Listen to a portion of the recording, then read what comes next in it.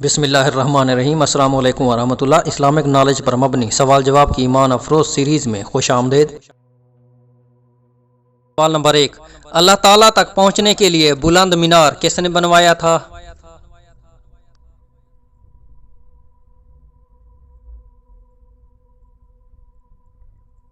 نمرود کے حکم سے ایک مینار بنایا گیا تھا جو کافی بلند تھا۔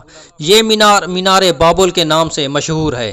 اس مینار کے ذریعے نمرود نے اللہ تعالیٰ تک پہنچنے کی کوشش کی تھی۔ سوال نمبر 2، نبی پاک صلی اللہ علیہ وآلہ وسلم نے کس ملک کے شہریوں سے نرم برتاؤ کا حکم دیا؟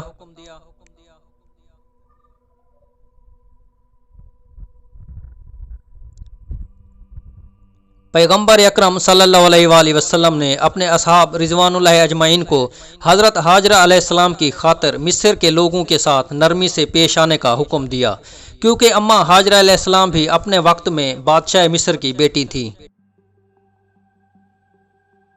سوال نمبر 3، حضرت ابراہیم علیہ السلام نے کتنے عرصہ غار میں پرورش پائی؟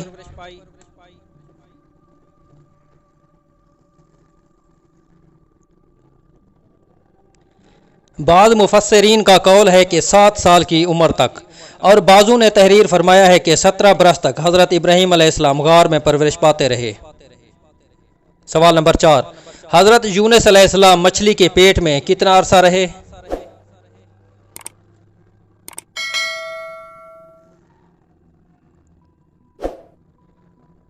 حضرت یونس علیہ السلام مچھلی کے پیٹ میں 40 دن تک رہے۔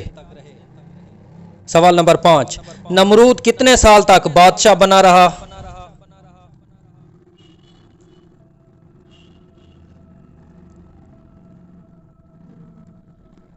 نمرود کی بادشاہت کی مدت کے بارے میں اختلاف پایا جاتا ہے۔ اس حوالے سے بعض نے 400 سال، اس کے بعد 270 سال اور سب سے کم 69 سال ذکر کیے ہیں۔ سوال نمبر 6، حضرت لوط علیہ السلام کا روضہ کہاں ہے؟